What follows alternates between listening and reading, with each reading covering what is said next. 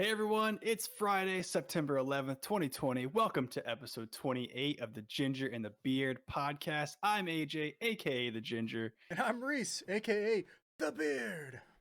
On this week's show, we'll be drinking delicious craft beers voted on by our audience, covering a lot of news in the UFC world, including Conor McGregor's surprise USADA test and Bose's new sunglasses with speakers. We'll also be talking about leaks of the Oculus Quest 2 free games from Epic Games, the announcement of the Xbox Series S, and a new way for you to drink and enjoy your beer.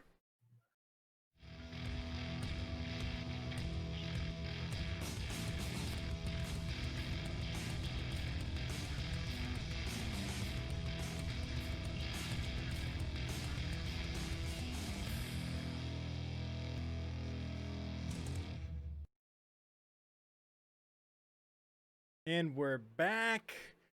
Guys, before we jump into tonight's episode, we do want to acknowledge that today is the 19th anniversary of 9/11.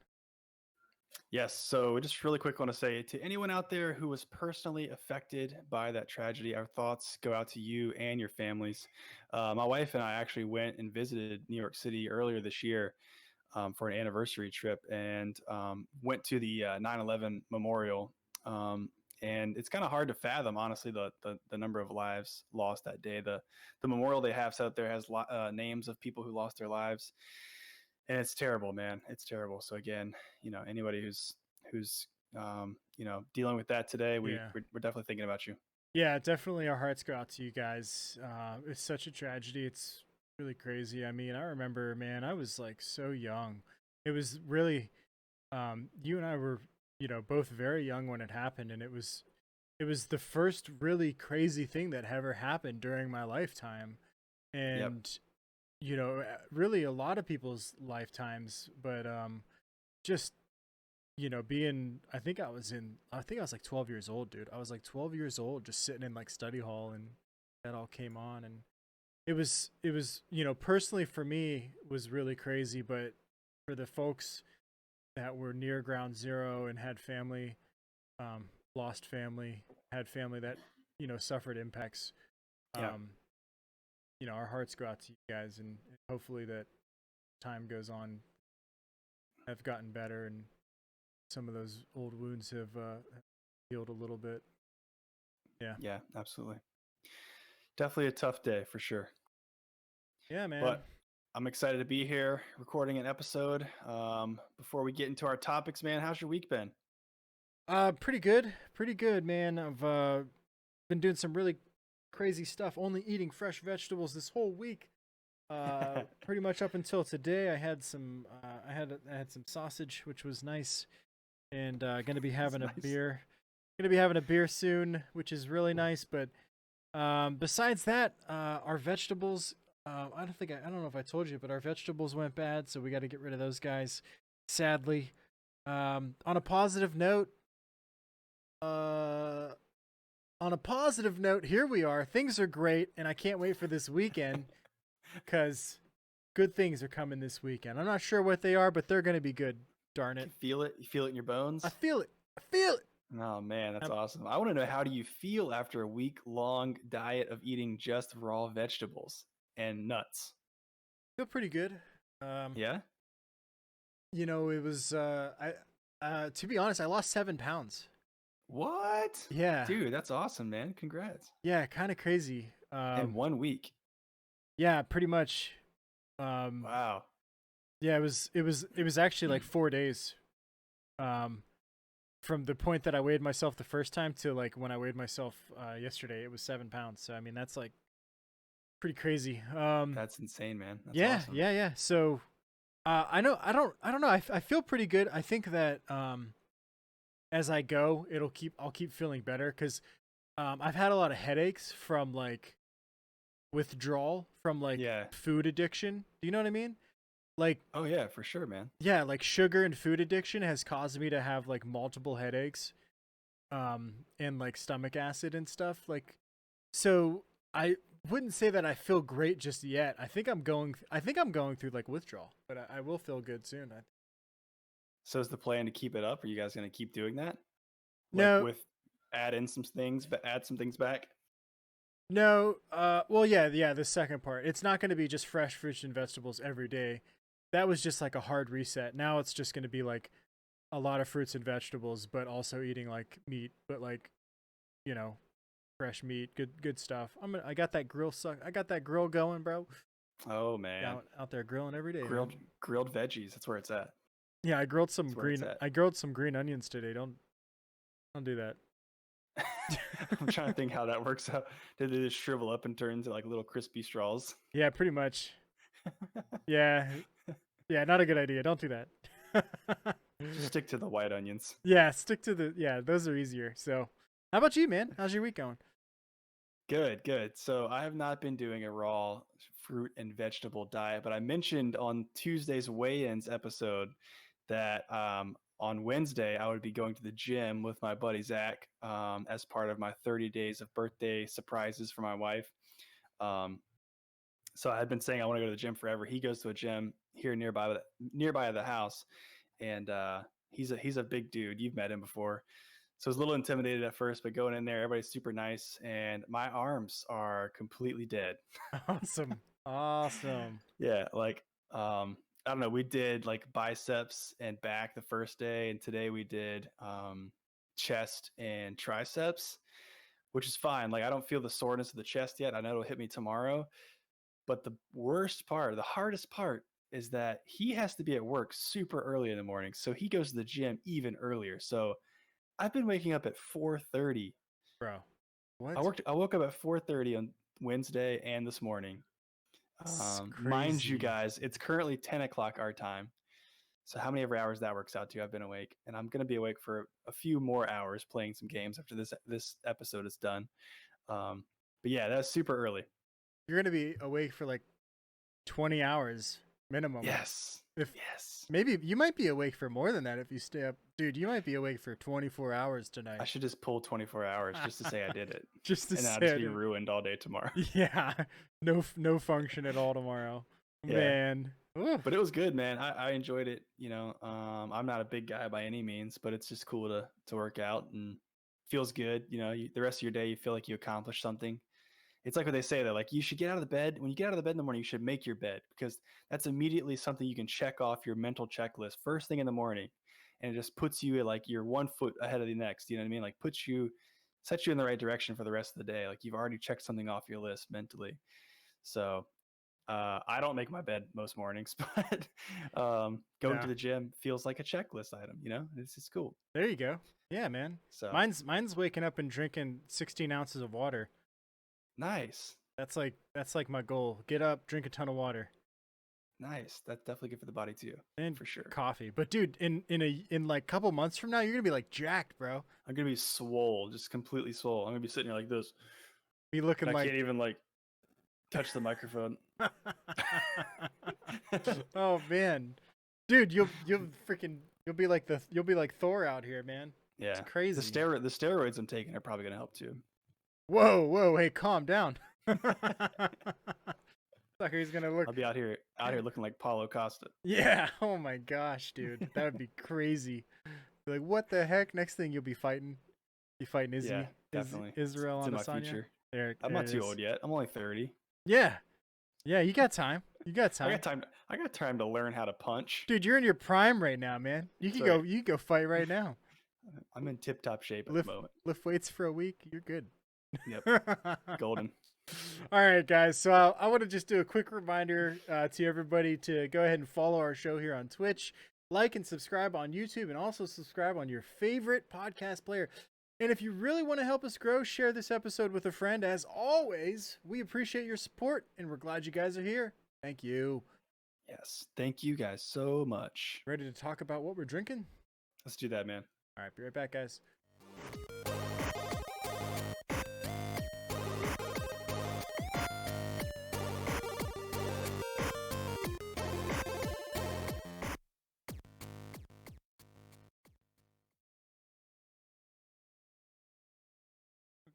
All right, guys, we're back. What you drinking, man? Tell me what you drinking.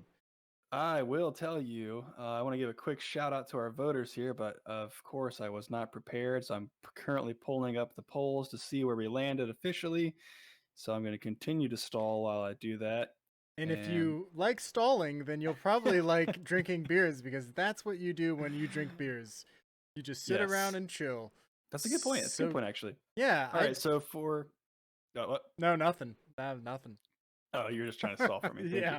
All right, so for this week, I was between two. I was actually surprised at the winner for this one. I thought for sure that it would be the Tradition Brewing Small Batch Series Ghost Pepper Lager.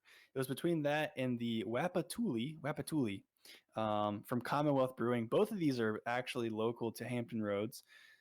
Commonwealth is in Virginia Beach, and Tradition Brewing, I believe, is in Newport News. I might have to double check that. But the Wapatuli from Commonwealth Brewing won out the polls 55% to 45. Trying to get that to focus in there. Probably not going to work. Who cares? I believe you. Yeah, you guys have to trust me on that one. Yeah, but I was honestly surprised. I thought the audience was going to say, let's light this guy up and get him a ghost pepper lager. Let's see how that goes on stream. So maybe it's better that I drink that one in solitude. So if I wimp out, I'm not embarrassing myself. Dude, full disclosure, I went to vote and I clicked the wrong one. No. And I accidentally clicked the fire one, but I wanted this one to win anyway, so great. There you go. But do you like pepper beers?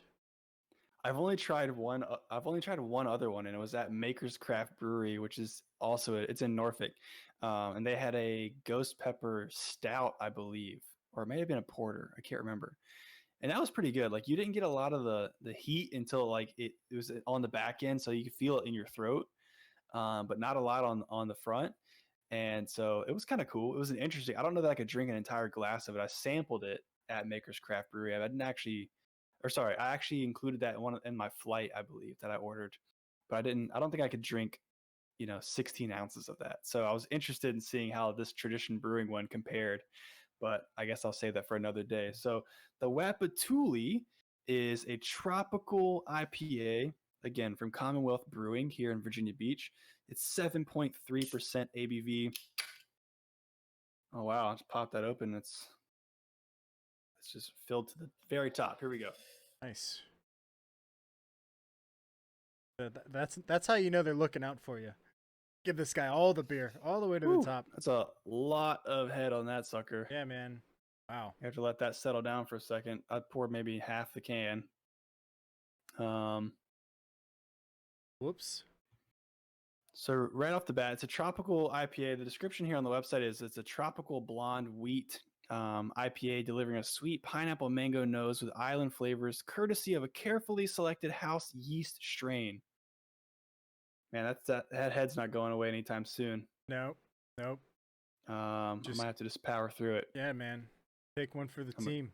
Come out with some foam in my nose here. There you go. Not so bad. That's really good. Cool. I've had this beer actually about like 4 or 5 years ago. When the brewery had like recently opened up, the company I worked with went there for a Christmas party. We had our Christmas party hosted there.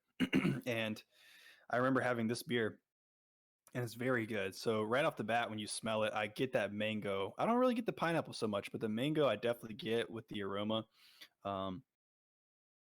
But then taking that first sip, I do get a lot of the sweet pineapple. It was interesting. I read a lot of reviews about this, and not a lot of people were describing it as sweet. So I'm happily surprised with this one. I didn't realize that. I learned something today about hazy beers. It just means that they weren't filtered. Yeah, exactly. This one's not super hazy, but definitely a little haze there. Really good mouthfeel. The one I had last week had that kind of soapy texture. The head on this one kind of gives that soapy sort of vibe too, but it doesn't last very long in my mouth, which is good. Okay. And a nice bitter aftertaste too. It's not very bitter up front, but you definitely get it. That aftertaste lingers. I'm personally a fan of the lingering bitter aftertaste. I like that with my coffee usually. Bitter aftertaste for some reason. I'm the exact opposite when it comes to coffee, actually. That's so weird. But yeah, so I'm going to try to pour a little bit more of this here. But I was doing when I saw the description said that they have a specially selected house. Oh, Oh, there's more of it. yeah, I don't know why that's so heady. That's kind of crazy. Guess that's what happens when they fill it to the brim. I don't know. I didn't read anything about that happening. So I wonder if there's like something in the canning process that caused that to happen. But anyways, they say that they a carefully selected house yeast strain. So that prompted me to do a little bit of research, and I was curious, what happens if you choose different types of yeast for your beer? How does that affect the flavor profile? And it turns out that yeast is actually responsible for about 80% of the flavor of your beer. So depending on which type of yeast is chosen to use within the fermenting process, you get a completely different flavor profile. So some yeasts ferment cleaner, quote unquote, air quotes, than others, which basically means they don't add much taste at all on their own. So really brings forward those hop aromas and those hop flavors. But other yeasts will bring out fruity or spicy flavors depending on like their origin. So I couldn't really find much description about like what type of yeast they were using in this or hops and things like that. But definitely tons of fruit, tons of head on that, but tons of fruit flavors, very tropical as it's described. Very nice mango aroma, very nice pineapple sweet taste with that bitter finish. So I highly recommend this one. It's been around for a few years. So if you haven't checked it out yet, you're local to Hampton Roads, definitely swing by Commonwealth, pick one of those up, or you can find it. I found this in Total Wine. I think they have them on Wegmans. So definitely out there, go pick it up. Nice, dude. Awesome. How about you, man? Let's see what did the audience pick for you today, sir? Well, sir, we had an interesting question for the audience today, and it was: is it time for us to move on to the harvest beers and the pumpkins and the fall selection, or are we sticking with summer for a little bit longer? Are we holding on for dear life? Getting as much out of it as we can since COVID took everything from us. And the voters have spoken. 60% said, hey, we're sticking with summer. We don't want fall yet. Right. And the other 40% said, you know what? Let's just get this year over with, dude. Let's move it along, man. Let's just move it along. Keep it moving. 2020 was a wreck, man. I said at the beginning of this year, 2020 was the year of perfect vision. It has been everything but. Everything. It was the opposite. I should have never said that. Anyway, guys, here it is. Tropical Hazy Sour Ale. I like the can. Pretty cool. Kind of basic. Nice can. But, it pops out the color choices that the color scheme really works out. So, guys, it is Tropical Hazy Sour by Anderson Valley. It's a wild ale, 4.3% ABV. Give this sucker a pour. They used real guava and passion fruit. Let's slow it down a little bit. Because got another head. Yeah, man. That's a lot. Yeah, here. Let's just nice. Just tap it in. Just a tap it in. Here we go. Okay, we're good. Oh yeah, we're good. We're in the clear now. Doing good things. Okay. Well, kind of a rough end there. But what's going on with our beers tonight? I don't know. So this one is marketed as a hazy beer, and it's a little hazy, but certainly not as hazy as an IPA, I would say. Yeah, I wouldn't. Yeah, interesting. Okay. It smells good. They used real guava and passion fruit during fermentation, and they left it hazy for more aroma. So it does have a nice aroma. It's got that little bit of a sour aroma with a little bit of fruitiness in there. You can almost kind of smell the guava in it. But yeah, it definitely smells like a wild ale, a wild sour ale, of course. So they use the kettle souring method, guys. AJ, do you know what the kettle souring method is? I do not, but I bet you're going to tell me. I'm going to tell you because I didn't know either. But I learned, and I want to share this information. So basically, kettle souring means instead of a traditional mash, kettle sours undergo a sour mash. So basically, instead of boiling the beer to be and then cooling it to ready it for yeast, the liquid is boiled, cooled, and lacto-dosed, and then the wort mixture chills. Just, hangs out. What's up, bro? Chills for a few days in the kettle while the liquid sours. So, basically, instead of boiling it and cooling it off immediately, they boil it, and then they let it chill, and then they do the Interesting. rest. Okay. Pretty cool, right? Yeah. Interesting. Yeah, I could. Lactose. So they're adding lactose. Yeah. Yes, which I think is like a common practice happening a lot now these days. I've seen a lot of it, but I didn't realize what they were doing. So that's what it is. Cool, man. I got to look that up actually. You know what? I got to figure out exactly what they mean by lactose. I'm assuming it just I'll figure it out. Next episode. Anyway, There you go. let's go ahead and let's give this sucker a sip.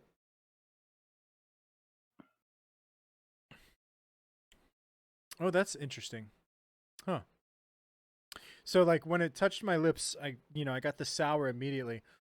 But then it was like a very weird very cooling cool kind of taste to it. It had a really like sip it again.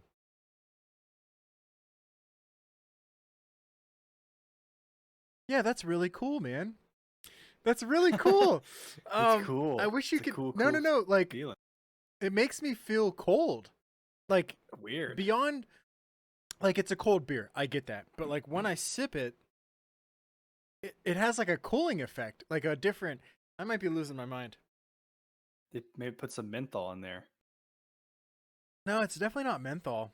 I don't know what it is. It's definitely sweet. It's the sweetness of it. It's definitely fruity, tropical. But it's got this like weird kind of like this is something, dude, that I feel like I would definitely need to drink during the summertime, because you could just go mow the lawn and then drink one of these and you'd be like, oh man, it's kind of cold out here. You're Yeah, really man. onto something with that. I actually like this. I actually like this a lot. And it's super easy to drink.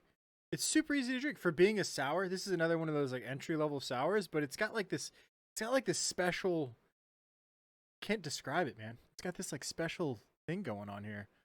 I'm not sure how to describe special it. thing. I can see that on quotation marks on their website. Special thing. It's got that special thing. Yeah, I don't know. It's weird. I got a little bit of like a metallic taste on that right there, but yeah, man, definitely fruity, sour, tropical. They did a good job. Very nice. Awesome, man. Well, Anderson Valley, that's cool. I do wonder why they chose a beer for the can. A bear? For a bear, yeah. Isn't it a bear? Yeah, it's a bear with like antlers. With antlers. Is it What a the bear? heck? Yeah, it's a bear with antlers, dude. Oh, wait. Bear plus deer equals beer? Whoa. Explosions. It's a bear deer beer. Better beer. A bear deer It's beer. a better beer. And Anyway, it's tropical. it is.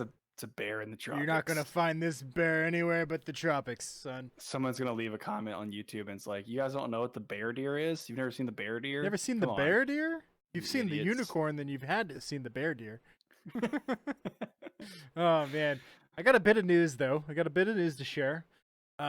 Pour My Beer secures a major investment from Coca-Cola and affiliates for their self-serve beverage technology. So if you never heard of Pour My Beer, basically it enables consumers to pour their own beverages and increase efficiencies for the hospitality industry. So let me just walk this through you, right? So like I was actually at one of these when I was in Ohio one time, and Okay. I don't think it was this company, but it was the same concept where like you walk in, they give you a card, and Yeah. then that card basically will have like $15 loaded onto it, and then you go swipe it at this tap wall. Basically, it's just a wall of taps with a notepad, not a notepad, but like an iPad kind of associated with every beer. So like the iPad will just like tell you what the beer is about, what its name is, where it's from, the company, ABV, all that stuff. And then you just tap your card onto the screen. Screen will turn, like a little green light will go on, and then you can start pouring your beer. So you can go reload your card or whatever you got to do, but when you go to leave, you just pay off your card right there. And there's no bartenders. It's like you just walk in, you drink your beer, the beer that you want. You maybe stand in line for like 30 seconds, but that's nothing. Yeah. And so I guess first off, what do you think about that? It's an interesting concept for sure, and actually, it's interesting that we're talking about this because a new brewery actually just opened up in Norfolk called Cova Brewing Company, and that's exactly the concept. And it's like I think that's the first of its kind in this area, where it's exactly what you just described. You pour your own beer, and of course, they launched in the midst of coronavirus, so it's kind of an off-putting idea for a lot of people to go and touch a bunch of handles that everybody else has been touching. Yeah, But outside of that, I don't know. I mean, I guess I'd have to experience it to like really give a good judgment. But I don't. I'm just trying to like picture myself going in and pouring my own beer. It is convenient from the time saving and not having to wait in line perspective. You go to some breweries and the line's backed up like right, throughout the place, and you got to wait forever. So that would be cool. But also, beer tenders have a way of pouring beer like the proper way from a tap, right. and they know what they're doing depending on what type of beer it is. We all do the 45 angle and then turn it up after it reaches a certain point of the glass. But that's not always the actual right strategy depending on the beer. So, like, I don't know. Maybe I think it's cool. It's a cool concept. I would Well, definitely try it out. well, Bottom you line. actually I forgot to mention that we only had plastic cups, so Oh, there's a whole nother level when you drinking out of a glass, dude. I don't know what it is. It's a different experience, right? yeah, Because yeah. like I think beer is like you're supposed to drink it out of a glass. It's not supposed to be out of a can or out of a plastic for Well, sure. well, even beyond that, like different types of beers are supposed to be in different types of glasses. Like if you're a real beer connoisseur, which I don't think we've reached that level yet, considering we use the same ginger in the beer glass for no matter what it is. I'll put milk in this. I don't care. Milk. Yes. um, so some people are very particular about that kind of thing, but plastic cups, I don't Yeah. know about that. That's Yeah. kind of like No, beer. Yeah. it wasn't cool. It was a no-no. But anyway, so basically this company Pour My Beer got this investment from Coca-Cola European Partners, who has since acquired 25% stake in Innovative Tap Solutions, which is basically they're just the company that's doing business as Pour My Beer. Um, and so this Pour My Beer, I just saw it up as a topic and I thought it was interesting, but it's not going to be in America. It's being introduced well, it's not going to be in America yet. It's going to be in Western Europe, beginning with a trial in Spain. So it's like, it's already here. So we don't need a trial here, but maybe it's just because it's a new thing and they're trying to get the word out. So they're acting like nobody's ever done this before, or I'm not sure what that is, but it's totally a thing that people have done. Yeah. But during the coronavirus, like, yeah, I mean, I guess it's, Kind of a weird concept. got to wear gloves or something. I don't know. Be Yeah. weird. Or there's like tap handle condoms. Oh, Jesus. That's a weird thought. It is a weird thought. But it's like a plastic sleeve you take off every time I you know what pour it your looks beer. It's like. like I know what it looks like. Not my first radio. oh man. That's too good. Oh, jeez. All right, let's talk about people punching each other in the face. Let's do that. All right, be right back.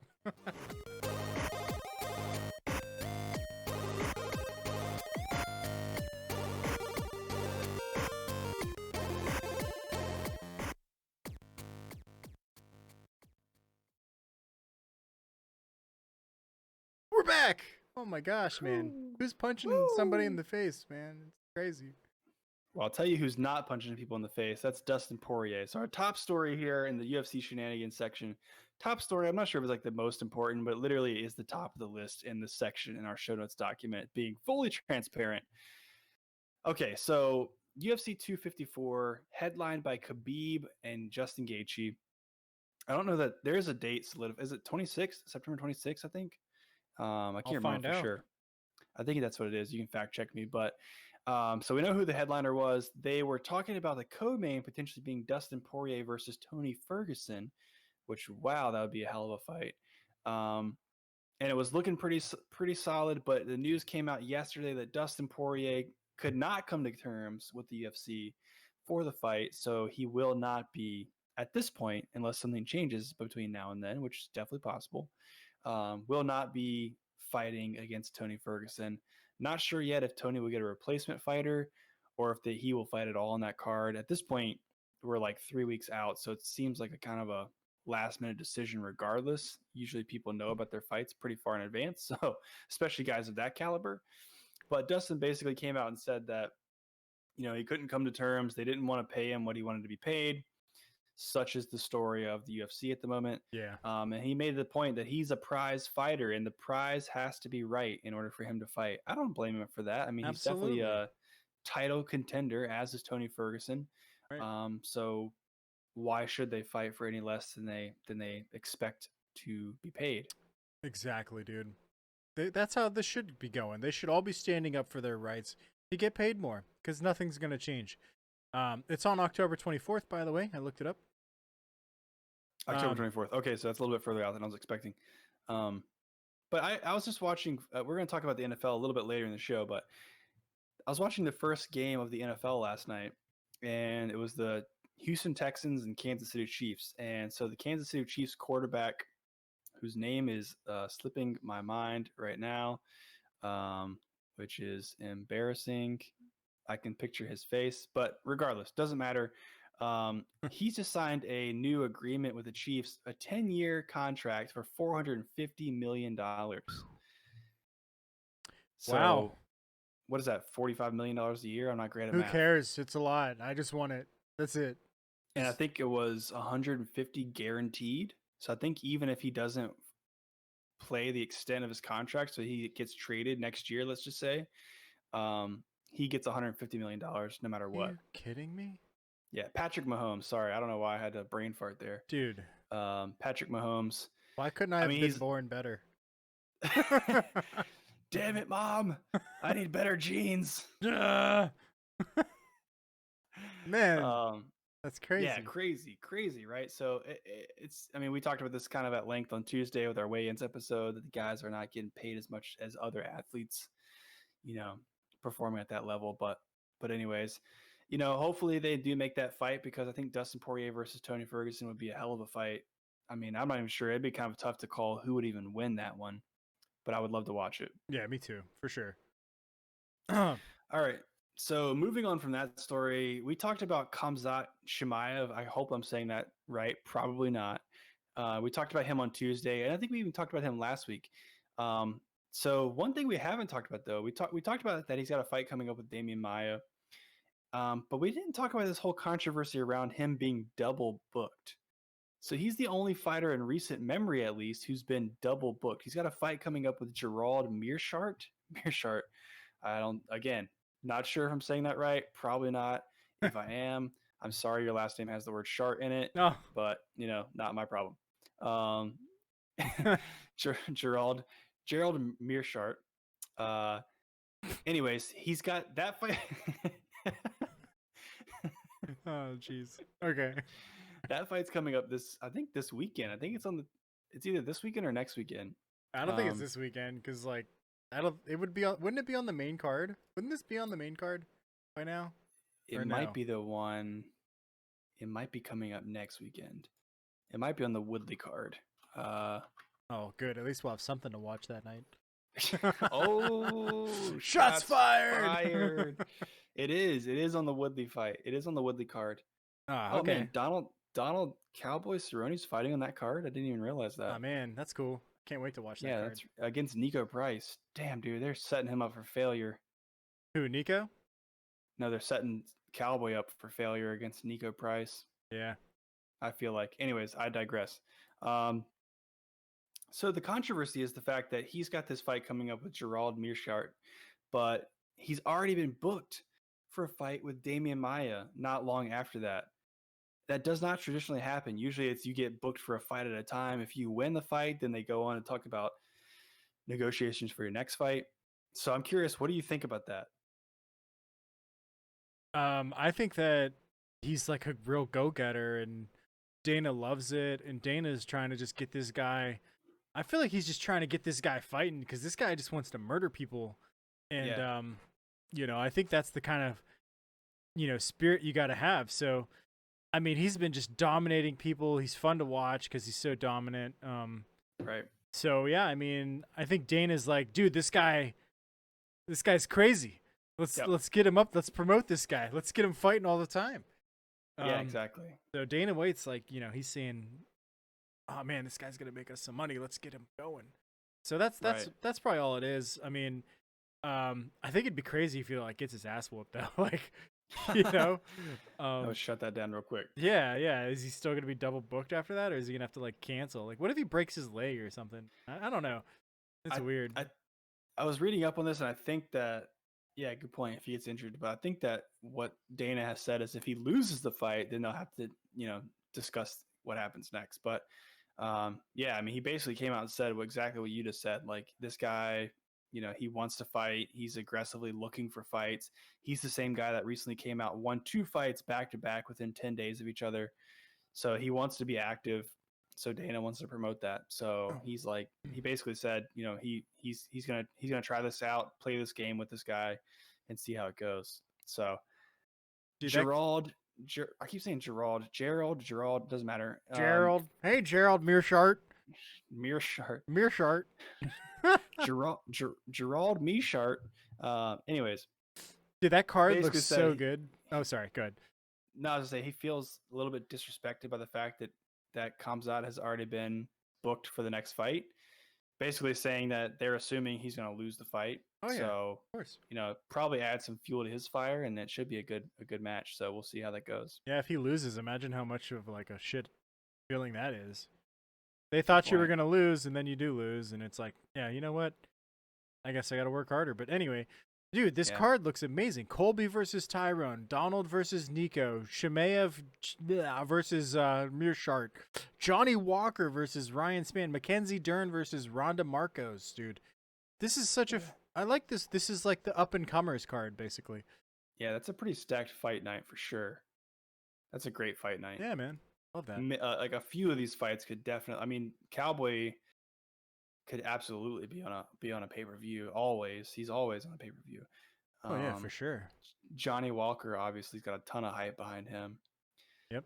So moving on from that, I know that we have our weigh-ins, next week. So make sure you tune in for that. We'll be talking a little bit more in depth about some of these things. But really funny story here. I'm not sure if you saw this news today. Conor McGregor is officially still in the USADA pool, still being tested, still reporting as an active UFC fighter. He posted, I wish I had this image prepared, but he posted a picture on Instagram. USADA showed up at his yacht in Monaco while he's on like vacation in Monaco with testing supplies. What? So yeah, this dude's on his yacht.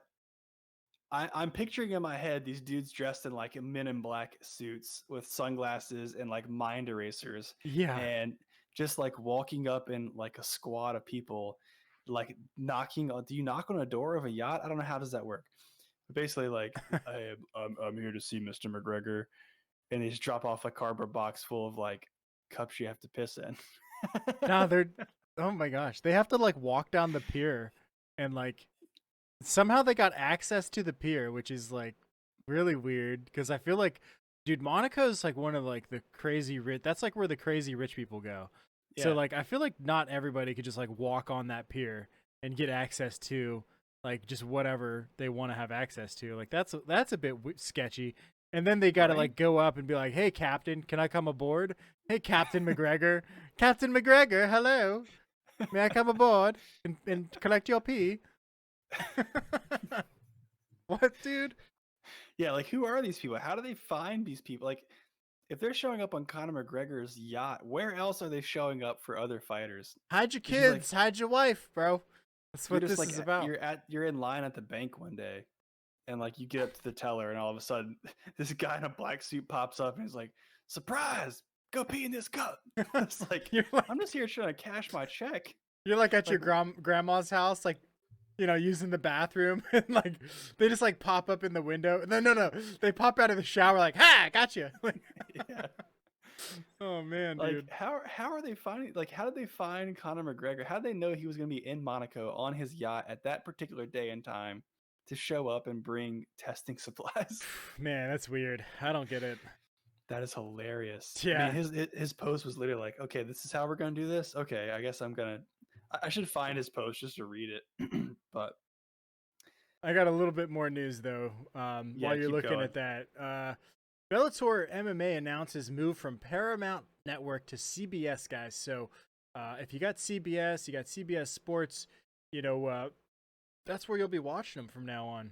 The prelims will now air on CBSSports.com as well as YouTube, which is pretty cool. One of the good things about this is that it's going to be airing real time everywhere now versus staggered, because before it was like West Coast got their, got to see the fights after the East Coast, which is pretty weird. One of the downsides is they won't be available in as many houses. So before they were in 80 million houses with Paramount, now they're only going to be in 61 million with CBS. So that's a bit of a downer. But if you guys want to go check them out on CBS, they're going to air their first fight card October 1st at 4 p.m. Eastern time. It's going to be Paul Daly and Derek Anderson leading that card. There's another fight October 10th from Paris. It's actually one of the first MMA events from Paris. Bellator somehow got that worked out. It's going to be Sheik Kondo versus Tim Johnson.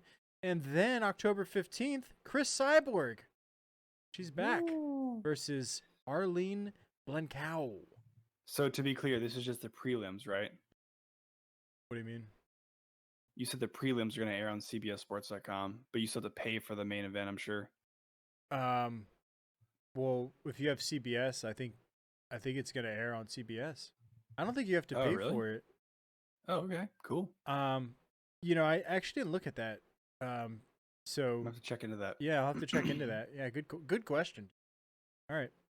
Honestly, I had no idea they were airing Bellator on Paramount Network. To be honest, I didn't either. I just watched like the fight recaps on YouTube. That's it. Yeah. That's exciting though, man. I'm excited to see. I mean, Czech Congo has been around forever. Yeah, man. And I'm excited to see Chris Cyborg fight. She's the title holder right now in Bellator, I believe. I wouldn't doubt it, but I don't actually know. She is. So just to cut back to that last story real quick, I found that post from Conor McGregor. I don't know if you can see it. Let's see if I can get the camera to do its thing here. It typically doesn't. So what you're seeing on the screen here is a bunch of boxes and plastic containers sitting on like a wooden table on Conor McGregor's yacht.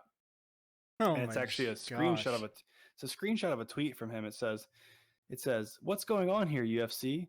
USADA just arrived to my yacht this morning for testing. I've retired, guys, but go on then. I'll allow them to test me. It's all natural here, baby, forever and always. God bless." Wow. That's crazy. So, he's legit on a yacht and with like these packaged testing supplies. It's hilarious. Do they have the right to? That's like so weird. They don't really have the right to test super weird. Yeah. Or just or follow you around. Like that's like stalker stuff. Dude. Maybe they put it do they put a chip in him or something? I don't understand. Yeah, that's probably what it is. Don't ever lose him. He makes so much money for us. I got one little interesting thing to talk about actually. Insane weight cutting, guys. Everybody probably knows a little bit about weight cutting, but Paulo Costa cuts usually 25 pounds during fight week. I didn't realize this. He usually, this is like normal for him. 25 pounds during fight week. He walks around between 205 and 220, but fights at 185. What I mean is he weighs in at 185, but they say that like his last fight, when he was in the ring, he weighed 213. Oh my gosh. That's insane, dude. How do you gain that much weight back? That's 30 in one day. Dude, that's 30 pounds. So that's pretty crazy. That makes this fight coming up with Israel a little bit more interesting because of how freaking big he is. He's huge. Speaking of Israel, he responded to that crazy funny video that Costa let out where he's running around chasing the Ranasanya around. Israel says, I'm just enjoying poking the bear as he wallows away in his own effing piece of shite. Let him do him, and I'm gonna keep doing me. I'm not bothered. I don't know, man. Kind of sounds like he's a little bit bothered. I think he's bothered. I really do. Yeah, I think he's a little bothered. I don't know, man. I feel like Costa might be winning that mental war right now. I agree. I'm so excited for this fight. I can't wait. Yeah, I feel like he should have. I feel like Israel should have he should have done his own video. They could have had a video. They could have had a video off or something, you know? That'd be awesome. I hope they play those videos like leading up to that's the hype part of the hype video before the fighters come out. Oh, dude, I'm sure people will play it. Nice. Yeah. I don't want to. I'm not gonna do it. Do it. Do it. Just do it. Just do it. So, if you like watching UFC, then you probably have a TV. And if you have a TV, then, well, you probably like technology. Let's talk about tech. Boom. Psh.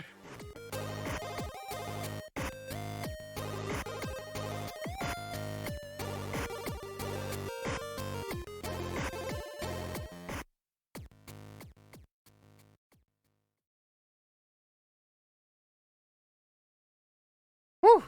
And there's so much fun things happening in the world of tech today, and we got some for you coming right now. Yes, sir. You probably didn't even realize we transitioned there. It was so smooth. We just moved right into the section. You guys didn't even notice it. You But probably had no idea. Yeah. yeah, we got some interesting news. A lot of hardware news this week, actually, which I was actually surprised at. At first, I was like, this is kind of a quiet week. But the more I dig into it, I'm like, there are some things that are interesting and also questionable. So I want to start with a questionable one. I'm curious to get your thoughts on this. Okay. There was an announcement from Bose a few days ago. They announced 3 pairs of sunglasses with speakers in them. Ooh, okay. So they did this back in 2018. It's not the first time they've done this, but they've got 3 new pairs. I really wish I would have pulled an image of this, but the new pairs are called Tempo, Tenor, and Soprano. Soprano. I don't know how you pronounce that. Okay. So the Tenor and the Soprano are more like casual, fashion based. You know, they look like your typical big lens glasses, all nice and fancy looking. And the Tempo is more sports focused. I don't think I'd ever wear the Tempo based on the images I've looked at. It's kind of got that like polarized looking lens, like the red and orange The looking real, like, lens. sporty, crazy looking, like you Yeah, ride like on a this motorcycle. streamlined. Like it's supposed to be like aerodynamic, but how much aerodynamics do you really need with a pair of sunglasses? Makes me go 1 mile per hour Questionable. faster while I'm walking. Yeah, so fast, blazing.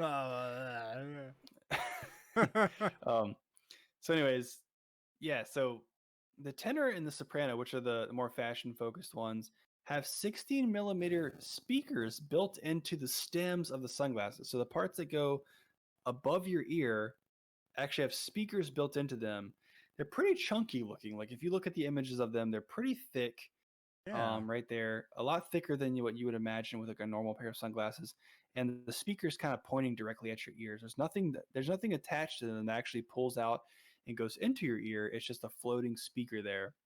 Um, so 16 millimeter drivers, the battery that's built in can last 5.5 hours on a charge, rated at 5.5 hours, of course. Normal use, you might get less. And it's got a custom connector, a proprietary connector to charge the devices. Um, the Tempo, on the other hand, which is the more sports focused, this seems to be the more quality premium model, has 22 millimeter drivers, so bigger speakers, and a larger battery that can last up to 8 hours. And this also charges via USB-C, so compatible with some chargers you probably have laying around in your house. All 3 of them retail for $250 each. So Okay. it seems like a stupid idea not to buy the Tempo unless you just hate the way they look, which I do. But the whole idea with the Tempo is for like bikers and cyclists. It did say something about the speakers should be loud enough to hear your music at up to, I think it was 22 or 25 miles an hour. So you got a lot of wind rushing past your ears, but you can still hear your music, which is cool.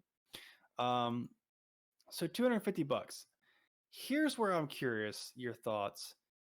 You're dropping $250 on a pair of sunglasses with speakers in them, where you could just wear a normal pair of sunglasses along with some headphones and probably come in way less than $250. Would you ever be a buyer? Would you ever be a consumer of this product? Yeah, this one's not for me. I, I don't see myself doing this. Well, first off, I mean, I wear glasses already. Even if Yeah. I didn't, I mean, if I had speakers built into my glasses, I don't know. I just feel like they would be clunky. They would probably hurt my ears. Yeah. I feel like I might get a headache for the extra weight sitting on my ears. Like none of it really sounds appealing to me. and then I don't really want other people to be like hearing what I'm listening to. And like if I'm sitting in a subway or something and I'm listening to my music, like I'm probably annoying like everybody around me, and I don't want that negativity. You don't So care about those people. I don't care about nobody. About me. I'm number one. Yeah, no, man. I care a little bit. I care a little bit. I don't want people to be annoyed. That's all that negative energy would just be deafening. I don't think I would like that. Yeah, for sure. For instance, today, sitting here at this desk in this very same spot, I blasted an entire album of Cypress Hill, Black Sunday. So I'm just picturing myself on the subway. I've got my Bose speaker. I've got the stupid looking sports glasses on. Number one, if you're not in the sun, but you want to listen to your music on the subway, you got to Yep. put sunglasses on like a dummy. Yeah, dude, I Okay, didn't that's even just think about stupid. that. Yeah. That's just dumb. And then I'm sitting there beside people who are, questionably a lot more hardcore than I am. But I'm listening to Cypress Hill Black Sunday, and here is something you can't understand. Oh wait, no, that's Rage Against the Machine. How I could just kill a man, or Cypress Hill talking about hits from the bong, or I want Oh to get yeah. high, Yeah, yeah, and yeah. like just people sitting beside me, like looking at me like, who's this guy? Think he is? Yeah, dude. Um yeah, that's I don't know. I feel like they're probably marketing towards like people that are like I don't know. People that just want to go for like gingerly walks through the park or something while listening to music. I Like listening to NPR radio or something. Yeah, you're not going to be like sitting out at a restaurant like It's just so outside weird. listening to music, are you? It's a weird concept. I mean, obviously, if they did it back in 2018, they're doing 3 more now. They must have sold enough of them to like justify their investment. But I just can't understand. I don't know why I can't just wear my Ray-Bans, or you wear your prescription lenses and put some headphones in. Imagine going to a party where everybody had these and they were all playing their own music and nobody could hear anything. And it was just Yeah, all just garbage noise everywhere. Like, yeah, yeah, I don't know, exactly. that's weird. I mean, I think this is going back to one of our first episodes. We talked about Apple Glass, and if you're using prescription lenses and you have actual smart functionality within the stems of your glasses, and you can talk to your glasses and get information from them, I can see a use case there. So I didn't read anything about them having like Google Assistant built in, or some sort of proprietary Bose smart assistant. If that was the case, I can kind of get behind this. But just simply listening to music while you have your sunglasses on seems like a very niche opportunity. But regardless, you guys let us know in the comments. Would you ever wear a pair of $250 sunglass speakers on your face in the subway so people think you're weird? I also Tell us in the think comments. it's probably just a thing where people could be like, "Hey, look what I got," you know? True. One of those kind True. of things. Exactly. Yeah. Good point. All right, so something that people don't have the option of wearing, and it doesn't matter what you care about or what you feel like. The NFL, as I mentioned earlier in the show, the first game of the season was last night, Thursday, the Houston Texans versus Kansas City Chiefs. And one thing that I noticed, and that they talked about very briefly, and this was announced actually earlier this year, but just kind of noticed it, is that everyone on the staff for these NFL teams is being required to wear contact tracing wristbands, even during games. So during practice, during games, they're required to wear these contact tracing wristbands that are made by Kinexon, Kinexon. They're called Kinexon Safe Zone tags. So it's I've noticed the coaches wearing them on their wrist, but people can also wear them as like part of a lanyard around your neck. And so what it essentially does, as you might expect, is it basically, you can program it to do different things, but it can alert users who are wearing the device if you're too close to somebody else. Like, I guess maybe it buzzes on your wrist or beeps or something and says, "Hey, 6 feet dog, back up." Um, it'd be cool if you could have like a voiceover from it, but Just like that.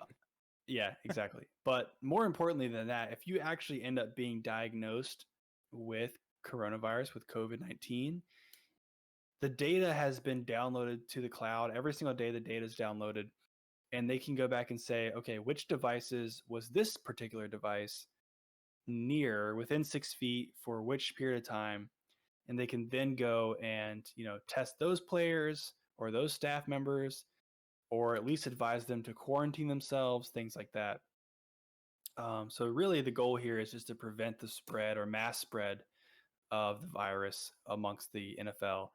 It's about the size of an Apple AirPods case. I've got one of those right here. So you can see it's about the size of this sitting on top of your wrist. So it's not that obnoxious. It's not too bad when I saw it on TV last night. Um, and each device has a unique ID. So it's not assigned to a specific person. So if you're concerned about privacy, it actually, it doesn't have your name associated with it. It's actually just a unique ID, which they can then later use if they have to figure out who needs to be quarantined. But I just thought that was interesting that they were employing a technology like that amongst that organization. But we'll see as the season progresses how effective that actually is. Yeah, man. That's a good idea, I think. Kind of weird that they're making everybody wear them, but I think it makes sense. If it works, great. But I feel like it's like, you've been close to everybody. We just got to test everybody now. You know? Shut down the NFL. Shut it down. Yeah, that's all I got to say about that, I guess. But I'm interested to see, like, so they're using it while they're playing as well. I couldn't gather if the players are actually wearing this during the games, but it did say that they could wear them during practice and put them inside of their gear. So you can put it in, maybe like under a shoulder pad, or I don't know, in your pocket or something. I'm not really sure how durable the device actually is, but it said you could put it inside of equipment. So again, not sure. I highly doubt they're using it during a game, but it could be possible. I mean, I guess you might want to, because if Patrick Mahomes and the Kansas City Chiefs has been in close contact with whoever is, running over top of him every single play on the other team, and Patrick Mahomes comes down with COVID-19, then they want to know how many people tackled him in this game. Could they have been exposed? Things like that. So I could see the use case, I guess, for them wearing it. I just don't know where you'd put it, because if you land on something like that, no matter where it's at, it's not going to feel good. New defensive strategies. You'll never get sacked again. Yeah, exactly. Don't sack Patrick Mahomes. He's got COVID. That's what I was talking to my team today on during work, and I was like, they should have just made all of NFL flag football for the whole season. Oh, dude, that'd be so funny. Professional flag football. That'd be so awesome. Oh man. All right, so we got some more tech news. Gateway. Everybody remembers the black and white cow box, right? You remember that? Oh right? Yeah, so vividly. Good old. It was like so weird when I was young. I saw a Gateway box. I was like, Mom, what's that? Oh, it's Gateway. It's a computer. Oh, okay. I don't know what that means. Anyway. So guys, they're coming back to the PC market after 5 years. They got 11 different options, but it's exclusive with Walmart. Walmart's got a good deal going here. They said, give us a computer. We'll call it Gateway. Everybody's going to want it. Walmart. Everyone wants it. Everybody's going to want this just for the box. They don't even want the computer. They just want the box. Nostalgia, man. Yeah, nostalgia. So it's going to be powered by Intel processors and AMD Ryzen mobile processors with Radeon graphics cards. They have an ultra slim series starting at $199.99 up to $649.99. So, dude, $200. Are you kidding me? $200 for a laptop? Bro, this thing's probably going to move slower than a snail. It's literally going to be like Gateway from like 1999. Like, that's what you're getting. It's just going to be in a compact form now. Yeah. It's going to have the same dial. You can't even use internet. Like, it's dial up. You have to dial up. Anyway, so they also have a creator series with two laptops that are priced at around $900 and $1,200. The 900 version has an AMD Ryzen 5 4600H processor with 8 gigabytes of RAM, 256 gigabytes of storage, and an NVIDIA 1650 GTX. And also, they have the $1,200 version. The only thing that changes is an Intel i5 processor with a 2060 RTX. In my personal opinion, I would not buy these because I think that that is overpriced for what you're getting. If you're only Yeah. getting 8 GB and you're only getting like 250 gigabytes of storage, and it's probably hard drive because they would have said SSD if it was SSD, Yeah. and you Yeah, for have an sure. older processor and you have a very old graphics card in the 1650 for $900, dude. That's It's it's pretty steep. it's pretty steep, man. You could spend, close to half that and get that kind of stuff in a desktop. So that's not something that I would do, and they're claiming that it's the fastest or the best. It's the best for coding laptop What? out there. And I mean, personally, I laughed because I know that it's just a marketing scheme trying to get Yeah. young dumb people to buy them or people that just aren't aware. But like, guys, if you want a good computer, then you don't want this. If you want a cheap, easy to get computer, then that's probably why you would want a gateway. But in my opinion, they're overpriced by about $200. Yeah, for sure. I mean, I wonder what generation the i5 is for that $1,200 bottle. I mean, like, is it the like what are they up to now? Like the 9 series or something like that? Ninth gen. I think I you're right can't I about can't that. remember, but I Yeah, mean the ray tracing is interesting. 2060 is interesting, but but why are still, they branding it a creator series like why do you need a ray tracing GPU for a creator series? That you doesn't make any sense. no, you don't. You don't. It's a marketing scheme to It really is. people that don't actually know. Well, first off, people that are actually buying like pre-built computers from Walmart Yeah, certainly don't know what they're buying, right? exactly. And so, that's what they're doing. But, Well, whatever. welcome back, Gateway. Good luck to you guys. Yeah, good luck, Gateway. Anyway, uh, Apple, we got a little bit of Apple news. Apple gives Stadia and xCloud the green light to run on iOS. Apple has issued revised App Store guidelines allowing streaming services such as Google Stadia, Microsoft's xCloud, Nvidia's GeForce Now, and Facebook Gaming to run on iOS devices. Pretty cool, right? I mean, I'm surprised honestly to hear this. When you put this in, I'm like, "What?"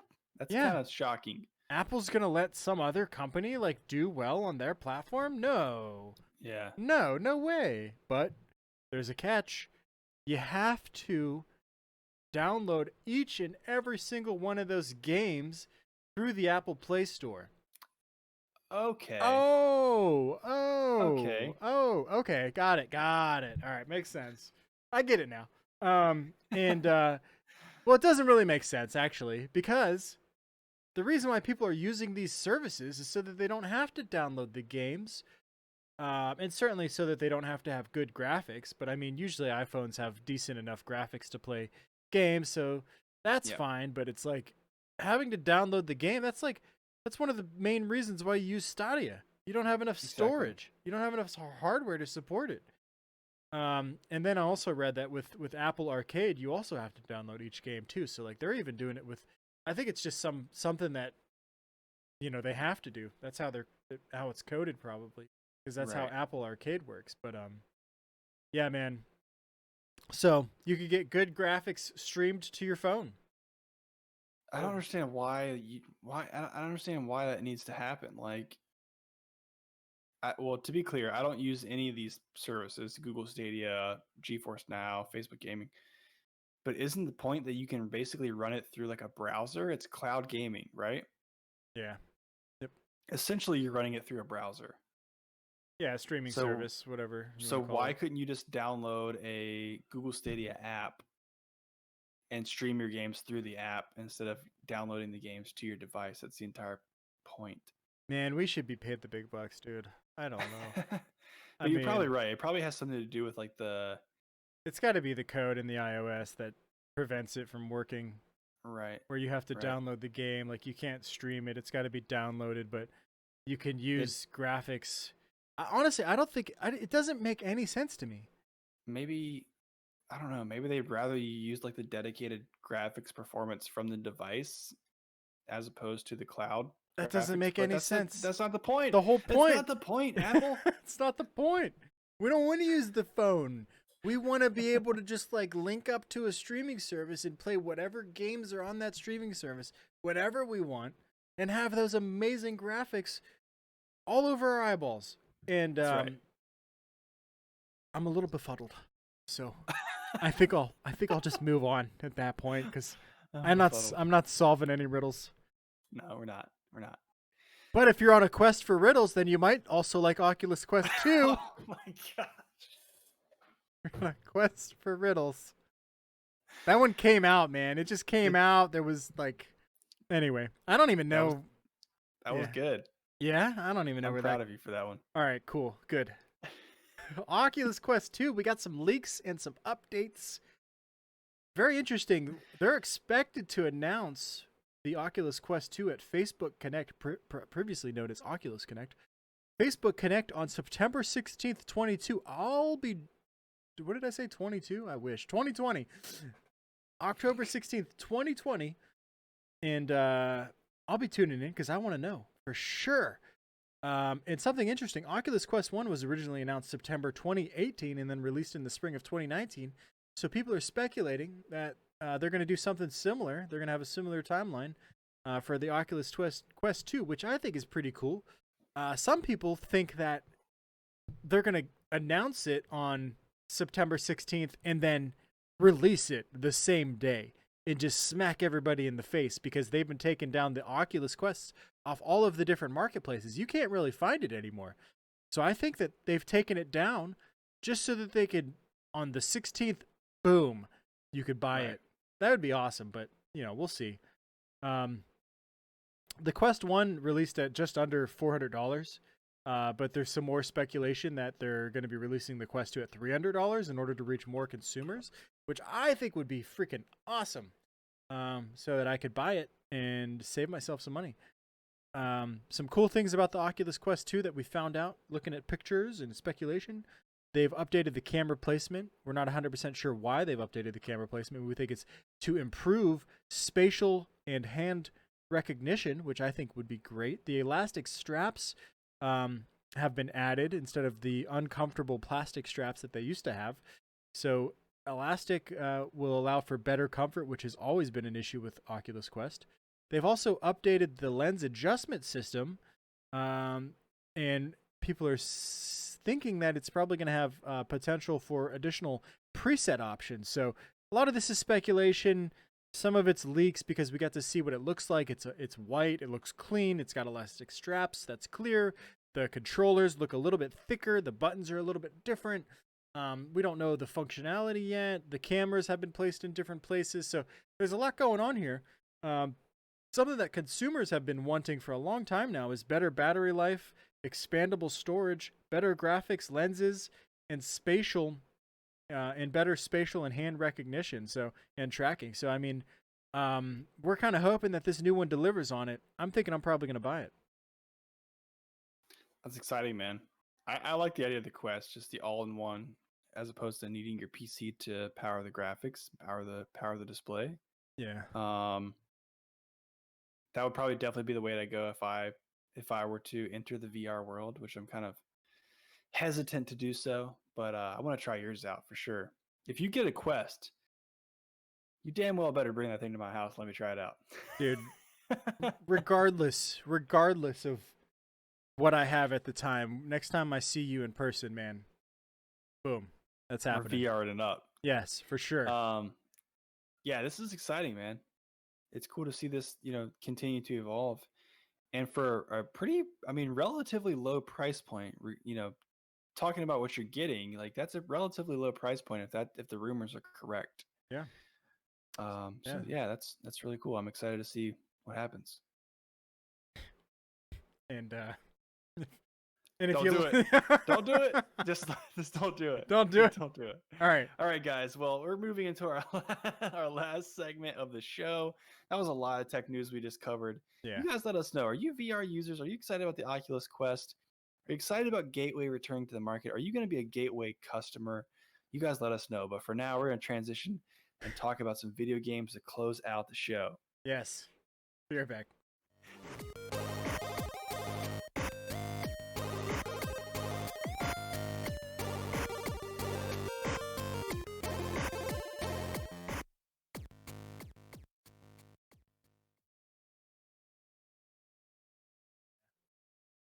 Gaming grind. Here we are. You guys Here want to we hear about are. some free games?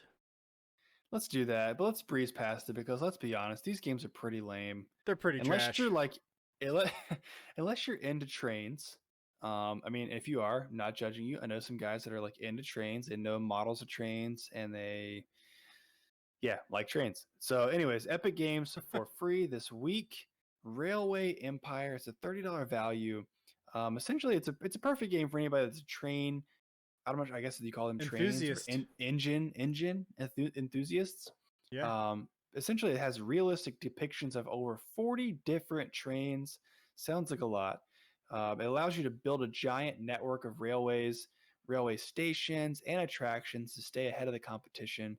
Seems like a little bit of a competitive aspect to it. I'm not sure if it's PvP or if it's a PvE, but sounds interesting. If that's something that's up your alley, $30 value, so for free, go ahead and grab that. And then also, if you're into narrative-based adventure games, Where the Water Tastes Like Wine is the name of the game. It's out now for free. It's a $20 value originally. Essentially, you wander across a Depression-era United States, talking to strangers to hear their stories. So it's a kind of a click and read, listen to adventure sort of game. It's got a full cast of voice actors, so they've put some time into making sure the production quality is up there, not just a couple of random developers reading off lines of text on the screen to make the deadline. So that seems cool, but not really the game for me. I'll go ahead and say that. Yeah. I'm not really sure. You know, if you have a lot of time, and it's kind of like an alternative to reading a book. I feel like, you know, if you'd Yeah. rather not read a book, you just rather get your stories from a game. That's kind of the option here. You know, if I was younger and I didn't have the money to buy AAA games, I would love this. Because back when Really? I was younger and I didn't have any money, and I didn't buy games, I would just play like whatever was free at the time. Dude, if I was growing up during this era, this would be great. I'd be playing all these games. True. But, I'm not. We're old. We're old. We have money. We have jobs, lives, and stuff. We can buy video games. Yeah. That's right. All right, well, moving on to some more hardware news. I told you guys it was going to be a hardware-packed week. We got a really, really big announcement. Wasn't sure to put it if we should put it in the video game segment or the tech news segment.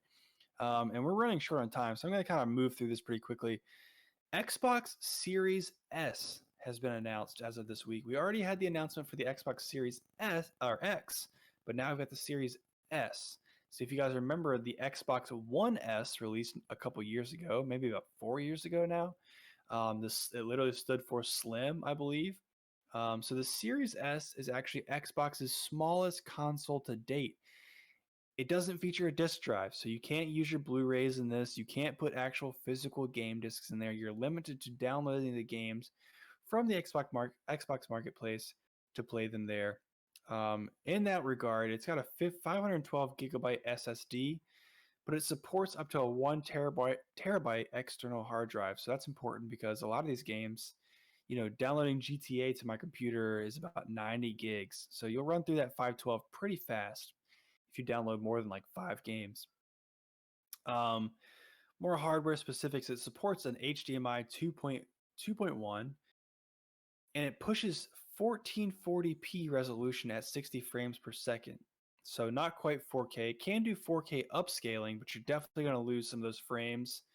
So it depends on what you value the most. If you value frames over resolution, then you might want to run it at a lower resolution. But if you've got a 4K TV, you might want to upscale.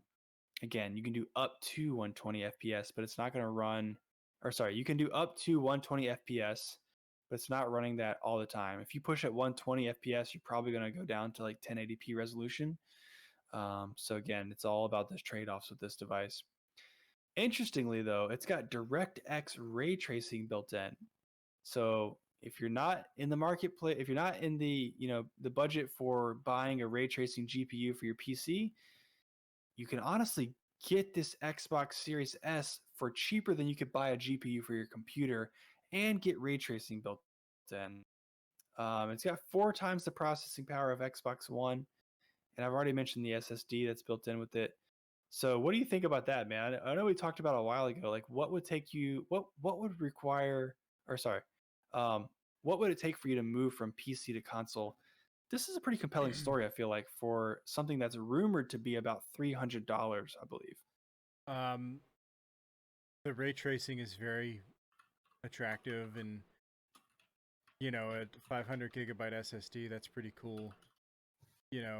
For me to switch over though, I mean, yeah, we're probably almost there. I think maybe 4K at 144 frames per second, and then a terabyte SSD, and then ray tracing also.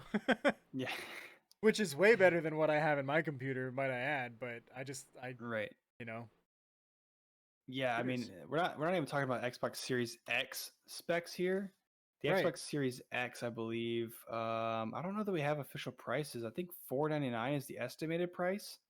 So for about $500, and the specs are going to be a lot better here. I did see the specs, I just didn't have them prepared for this show, but I'm interested in the Series S. Honestly, I've got the Xbox One S sitting on my TV stand right now. I don't play it often at all, but for $300, this is very interesting to me to get that upgrade for DirectX ray tracing and the bump in the frame rates for sure. And what makes it even more interesting to me is that they announced that Xbox All Access program is expanding to 12 more countries, which includes the United States, I do believe. And so essentially what that means is for $25 a month, you can get the Xbox Series S plus access to Xbox Game Pass Ultimate, which includes hundreds of games to play on your console and your PC, and hundreds of games to play from the cloud, and up to 60 games from EA Play. So, that's a couple hundred games, including the hardware. So the $25 a month goes towards the hardware. They send you an Xbox, a brand new Xbox, plus a subscription to Xbox Game Pass to get a ton of games that you can download whenever you want. You're done playing it, you delete it, you download something else. Done playing that, you delete it, you move on to something else. And if you've got a gaming PC that runs Windows, then you can download the same games on your PC as well. So $25 a month, that's a steal in my opinion. And for $35 a month, you can do the exact same thing for the Series X as opposed to the Series S. So I'm very, very interested in this program. Would you play that many video games though? Definitely not. That's my only but thing.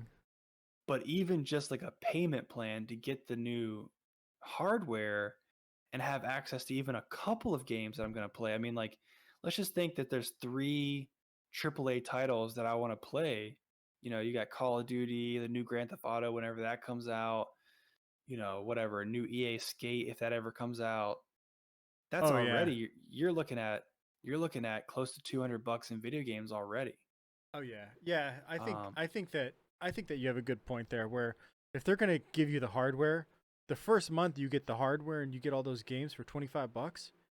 that's so good, such a good I deal. might do it. I might do it, man. Don't tell me, don't tempt me. I'll Don't do tempt it. me. I'll do it. I'll do it. I got $25 in my pocket right now. I got it, man. I'm covered. I'm good to go.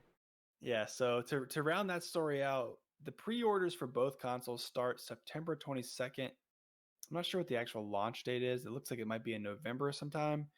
Um, but pre-orders start September 22nd. Like I said, I'm tempted. So you guys let us know in the comments. Are you a customer? You guys tell us. What happens if you cancel and you don't give the console?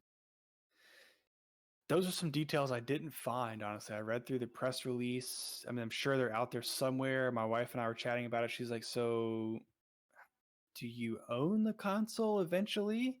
I'm assuming it's working like a phone plan where you make enough payments, eventually you own the device. But I'm not sure how many payments that would be, considering your $25 is not going 100% to the hardware. Yeah. It's also some of it's going to the games. I just So what's at the what point do you own the hardware? Yeah, and what's the collateral if you just get it the first month and you're like, I'm not going to pay anymore for this. I have an Xbox now. Good point. Maybe they require you to give them a credit card number so they can Yeah. charge you the. I don't know. That's a We good could point. go That's a good down a question. very dark path. Let's not. So what you're saying is you're suggesting people steal the Xbox. No, not at all. I'm just saying Xbox should, cover their bases. I think maybe just make sure that doesn't happen. For sure. One last bit of news, guys. Star Citizen, free to play, free to fly for the next 2 weeks. Go check it out. New players can try 16 of the game's best ships for free. This is the game that was crowdfunded up to $300 million, dude. Whoa. Wow. If you haven't seen this game, guys, go check out some YouTube clips of it. It's pretty crazy. Because, like, you could be, like, on a space station where you can walk to, like, every part of that space station. And then go outside the space station on, like, the planet. And, like, go walk around the planet wherever you want. And then you go find your ship. And then you actually, like, walk into your ship. And you can go sit at, like, the turret. Or you can go get into, like, the driver's seat. And, like, it's, like, it's basically real life. That's all I got to say. For full details and the sign-up links, go to robertsspaceindustries.com, spelled just like it sounds, robertsspaceindustries.com. Interesting. Is this similar to the game? What was that game that you were playing? You were streaming for a while. No Man's Sky? Yeah, is it similar to that? Like you're exploring planets and ships and... This is like if No Man's Sky had like $1 billion more. This is like if No Man's Sky had like tons of money backing it and like was like real life graphics, not like cartoony graphics like you see. I mean, I'm looking at the pictures of it right now, and it looks very, very nice. Oh, dude, they spent so much time tailoring this game to be extremely detailed. Like, basically, if you see something in the game, you can go up to it, and there's probably something that you can do with it. It's crazy. It's a huge game too. Wow, this looks cool, man. Yeah. Hey, maybe I'll try it out in the next 2 weeks. 2 I wonder weeks. how much does the game cost normally? Is it like a $60 game? $1 million. I don't know. Actually, no. $1 billion. I think it's actually still in like a beta phase, so you might have to spend. Okay. You probably have to spend. You have to buy a founders pack, and it's I don't know. It's probably like $60, but don't quote me on. I got to go look. Cool. Sir. Very nice. All right. Well, I think that takes us to the end of our show. Again, I don't have any shout outs this week. I do want to give a quick shout out to the Don't Forget About Us pod. They took a quick hiatus on their podcast because they had some family stuff going on. I shared their post today. They came back from their hiatus, released a new episode today. So make sure you go check them out. We'll leave a link to their show in the description. We've been chatting with them, over the last few weeks, and want to make sure we support them and coming back now that they've got the bandwidth to put out some new content. So make sure you check those guys out. That's kind of an off the whim shout out. But before we close out the show, just again, want to remind you guys to subscribe to our channel here on Twitch if you're watching live. We love interacting with you guys in the chat here, especially during our gameplay episodes and things like that. And if you're listening to us, on YouTube, make sure you check us out on Spotify too. You can take us with you in the car, at work, at the gym, wherever you want to hear our beautiful, beautiful voices. You can do so on Spotify, Apple Podcasts, Google Podcasts, or whatever your favorite podcast player is. And then last but not least, make sure you tell a friend, anybody who's interested in UFC, technology news, craft beer, video games, or anything like that. Make sure you tell them about our show, and then just interact with us, guys. We want to engage with you guys. We want to build an audience here. We love talking to you guys and hearing what you're interested in and things like that. So make sure you just stop by on Instagram or Twitter or our website and just say what's up. We're very friendly people. We love to chat, and we hope to hear from you soon. Nice. Yeah, guys. We'll talk to you soon. Tune in next Tuesday for our weigh-ins spin-off series, and let us know your thoughts on the upcoming fight night that's happening tomorrow night. Absolutely. So until then, guys, we'll see you in the next one. Alrighty. Bye. See ya.